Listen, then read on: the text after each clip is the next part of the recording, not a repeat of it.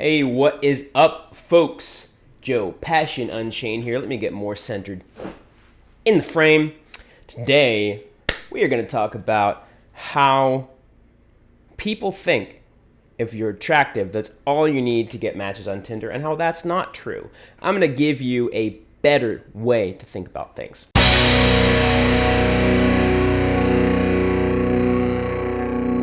Welcome back. So today we're going to talk about why being attractive isn't enough to get matches on Tinder.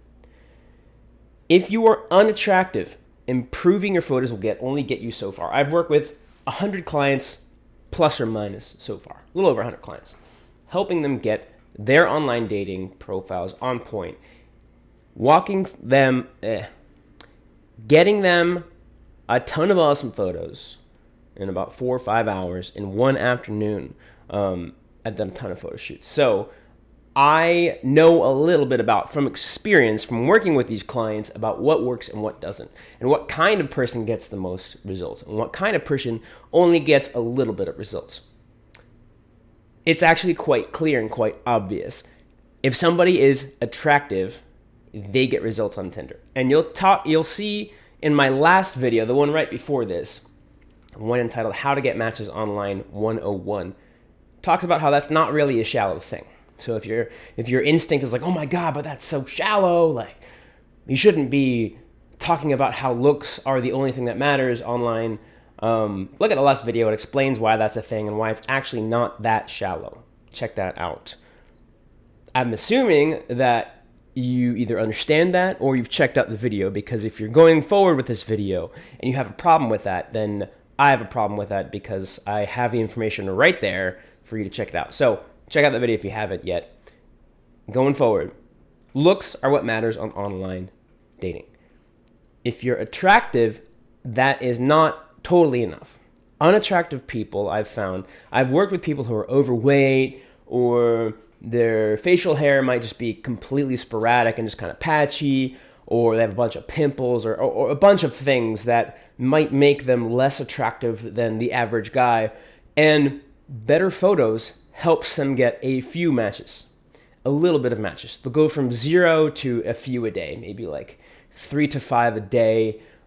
If you're not very attractive, with great photos, like a photographer like me, or there's some other ones out there as well. And the reason is there's something called a bottleneck. You probably understand what a bottleneck is if you work in some kind of business. It works with a lot of business and a lot of engineering. If you're an engineer or a software engineer, there's an idea of a bottleneck. A bottleneck is something where you have maybe 5 variables, and one bottleneck is limiting the output that you get. For online dating, and that might be too abstract for you, so let me give a more concrete example. Let's get an example for uploading, right? I upload photos to a thing called Pixieset. It's you don't really need to know what it is. It's a website. I upload photos to a website to show to my clients. So if you work with me, you go on Pixieset to download your photos. I upload the photos, right? My upload speed is about 80 megabytes per second. Now that used to be 20. When it was 20, my internet connection from my house was the bottleneck. And what that means is my computer could go a lot faster. The website could take in the upload a lot faster, but the internet speeds had a maximum of about 20 or 30 megabits upload. Bits, bytes, I'm really not sure. Let's just call it bits to make it easier. It had a limit of 20 to 30 megabits upload. So that was the bottleneck. Now I got Google Fiber, which uploads at 300 minimum. The maximum goes up and down during the day, but I'll notice it will be 300 consistently, at least, if not 400 or 500 or more. It's supposed to be a gig up and down. It ends up being 300 up and down, plus or minus a few, like 300 minimum, maybe 400 or 500 up and down, depending on the time of day. Now, I told you that uploads at 80 or so, 80, 85 megabits per second. But now the bottleneck is the Pixie set, the website, can only take in my uploads at a certain speed. So my computer can go much faster. My internet can upload much faster, but on their end, the bottleneck is now their system can only take in my uploads at a certain speed. So that's what a bottleneck is. It's what's the limiting factor. If you have a bunch of variables, what's the limiting factor where everything squeezes into a bottleneck? With online dating, for almost all guys, it's their photos. No offense, I've worked with a lot of guys and I really want to help you, but for almost all guys, you don't know how to fucking take photos. You'll take a gym selfie and think it's great, or you'll take a selfie where it's like the angle just makes zero sense, and you're just going like that, taking a selfie like that, and there's like a big space, like just zero background. It's just silly, the kinds of photos I see guys take. And that's okay because I want to help and I'm here to help and I do that. But what I notice is most guys are dog shit about taking photos. So for most guys, even the ones who aren't super attractive, your bottleneck is your photos. So your photos will attract this amount. Maybe the person, for an unattractive guy, the person behind the photos, like if you in general, you're attracted to this, will attract this amount of girls. Your photos will attract this amount of girls. If you're really attractive, the best photos, just who you are will attract girls like this, but your photos will be like this. So I think, like I said, in my experience with 100 clients, the amount, like the bottleneck is the quality of the photos, right? So if I take, for somebody who's unattractive, I take the photos and I increase the photos to the max. Just like I increased my internet speed from 30 megabits upload maximum to now like 300 maximum. Well, there's still a limit of how attractive you are, right? I can't make you look like Brad Pitt if you look like Zach Galifianakis. It's not going to happen. It's just you have things to improve on yourself, and that's okay. It's doable. I lost 100 pounds myself. I'm not saying it's easy, but it's more than doable. People used to call me a 2. Now people say that, depending on who you ask, I'm at least an 8, which I'm not trying to be cocky. I'm just trying to be objective here. Sure, if you think I'm a 6 or a 5, tell me in the comments below, but I'm quite aware of my physical attractiveness level because I work on it really hard, and it wasn't easy, and you can do it too. I'm not saying I'm better than you, but I know objectively, for most women, I'm about an 8 physically attractive. I'm not as tall as I could be. I have pimples and freckles and shit, so I don't think I'm a 10, and I could be more muscular, but I'm definitely up there. And I got myself from a 2. People would, and I also agree. I used to be a fucking 2. So I used to be like that, where better photos would only get me up to here. So you improve your photos, and you're overweight or you're extremely skinny or something where you're really unattractive, you're only going to attract women up to this, because now it's no longer your photos that are the bottleneck, it's your physical attractiveness level, right? For really attractive guys, I've worked with a few of these, I say a few, I've worked with a good number of these. I would say maybe a quarter of my clients, maybe a third, are very, very attractive. And I love working with guys who are super attractive because I get them results like that, because their photos are like this, because they're just taking photos, selfies or whatever. Maybe they hand their cell phone to a friend who doesn't know how to take photos, and their photos are just dog shit, no offense. And they improve their photos to here, and they attract women like crazy. Now, people like this, usually they start out coming to me, they're like, hey, I'm getting some matches, like maybe 3 to 5 a day. And they work with me, and some of them get hundreds of matches in the first week, and they have to pause their accounts. I can't guarantee any specific results for anyone, but that's what I've found a lot, is I'll have clients come to me, and they'll have like 3 or 5 matches, and they're really, really attractive, and they just have a bunch of selfies or like low effort smartphone photos, and maybe even they think the photos are great, but because of how many people I've seen, a lot of them really aren't that great. If you're not a photographer or an artist of some sort, or especially a dating profile photographer, you're not going to be, or dating coach or somebody of that sort, you're not going to be able to accurately judge the quality of the photos. So you get the photos up to here, and now you're attracting girls like crazy.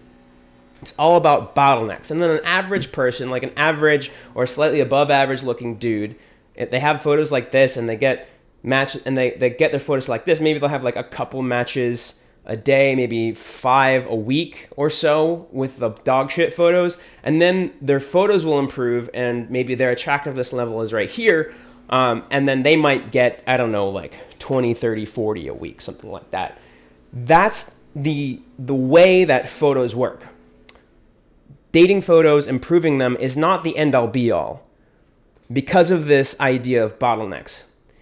If you improve your photos to the max, the photos won't be the problem anymore. That doesn't mean you'll immediately get a ton of matches. It depends on who you are behind the camera.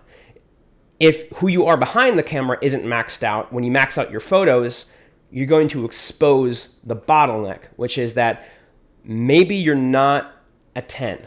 Maybe you're a 5, and you're going to get matches like a 5. But if your photos are a 3, you'll get matches like a 3. And even if you're a 5. But if you make your photos a 10, now you get matches like a 5, which is more than like a 3, right?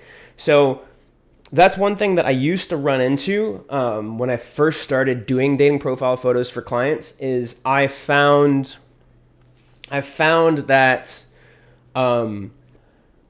that I would just tell everyone I'm going to get them amazing results. And I had some clients be disappointed with me at the end. They would ask for their money back, and they would be annoyed and frustrated and sad because they're not getting results like a 10, even though their photos are now like a 10. It's because I gave them false expectations, because not everyone is a 10. I don't think I'm a 10 yet. I think, like I said, I think I'm around an 8, depending on who you ask, plus or minus. But if somebody's a 5 and comes to me and they're expecting results like a 10, I'll get their photos to a 10, but they're going to get matches like a 5 because of that bottleneck idea, right? And so I like to be a lot clearer with clients. I found that being clear with clients, even though it might not be exactly what people want to hear, makes clients happier. Because if you come to me and you know you're a 5 and you want to get more matches, I'll get you more matches. I might even get you enough matches to make the dating life that you want, even if your attractive level is like a 5. I could help you get more matches, and that might be more than enough for you, depending on what you're looking for. And so that is the way that I talk to people, and I'm like, hey, by the way, I can't guarantee any specific level of results. What I can guarantee is your photos will come out amazing. You're going to get more matches. I can't say how many more, but you're going to get more matches, and that's it. Because I don't know how many more. I don't know how attractive you are compared to other people. I'm not a girl. I don't swipe on guys, so I don't, I'm not a homosexual guy either, which is also what's attractive to a homosexual guy is probably a little bit different than what's attractive to a heterosexual girl. So even if I was, it wouldn't totally match up. So you got to be a little bit honest about where you're at when it comes to what you expect from upgrading your photos. And so I think the best strategy, if you want to improve your profile, improve your dates, is to improve yourself and improve your photos. I actually have a guy I'm seeing in Boston tomorrow. I'm leaving in the morning, and I'm doing a photo shoot for him in Boston tomorrow.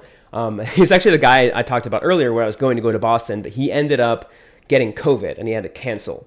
So we had to reschedule it. So I know I said like a month ago I was going to Boston. He got COVID. We rescheduled his flight and everything.